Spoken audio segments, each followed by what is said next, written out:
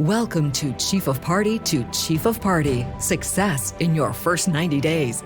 As you navigate the USAID landscape for the first time or seek to sharpen your skills, we're here to provide the guidance you need to address the unique challenges of this role. Host Donna Vincent Roa, an experienced Chief of Party, will inform and inspire your journey. Welcome, trailblazers and visionaries. You're stepping into a role that's more than a job title.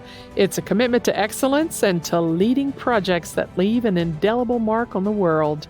As a new Chief of Party of a USAID-funded initiative, you're at the helm of change, and communication is your actual compass. You see, the art of communication isn't just about the dissemination of information. It's the strategic tool that shapes perceptions, it garners support, and it demonstrates the tangible impact of your work. In today's episode, I'd like to unpack how you can craft a communication strategy that resonates and reverberates across communities and boardrooms alike. Picture your project as a mosaic. Each tile represents a story, an outcome, a life changed. Your task is to weave these tiles into a compelling narrative. Start by identifying the core message of your project. What is the fundamental change you're driving? This message should be the heartbeat of all your communication, consistently pulsed through every channel and touchpoint.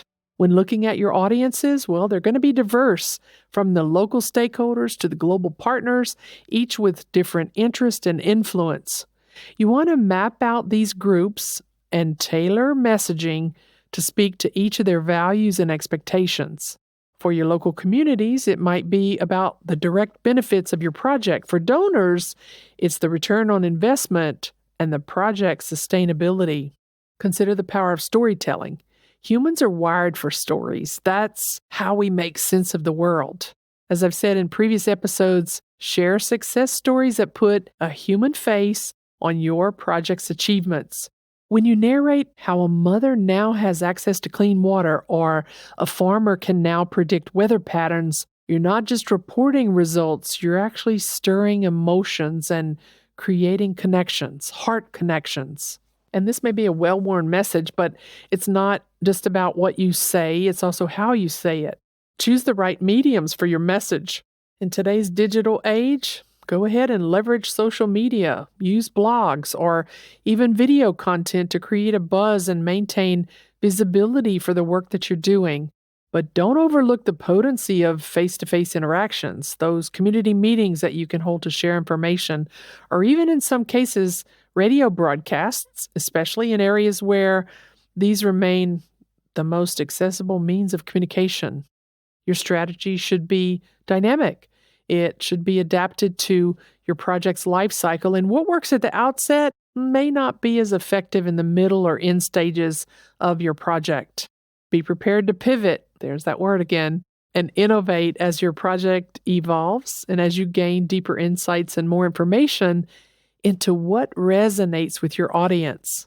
Let's not forget about the importance of transparency and accountability. As I mentioned before, they're the bedrock of trust for your project. Regularly share both your successes and your learning experiences, because when challenges arise, we have to communicate them honestly.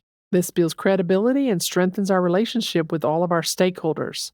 Now, imagine the impact of amplifying local voices.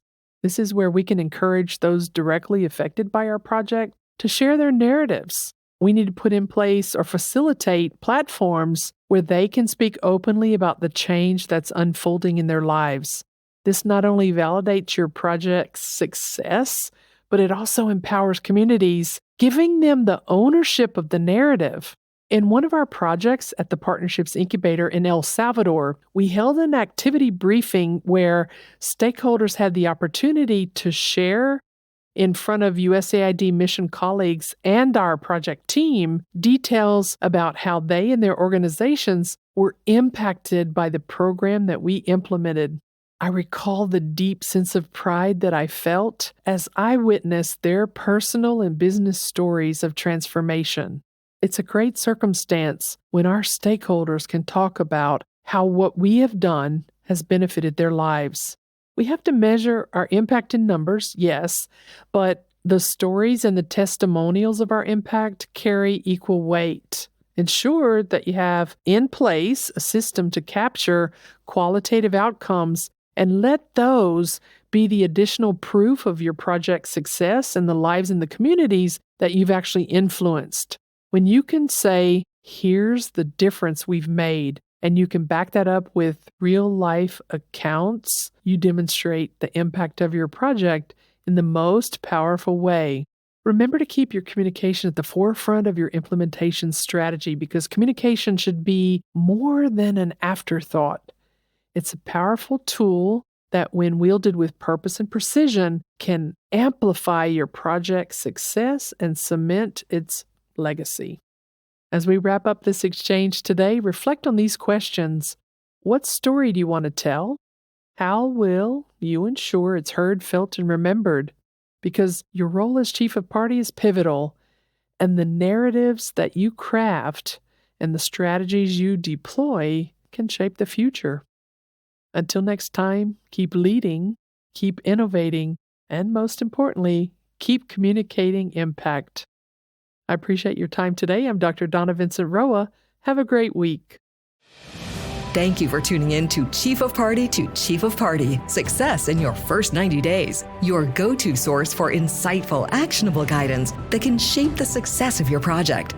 Let's continue to drive change and create impact, one USAID-funded project at a time.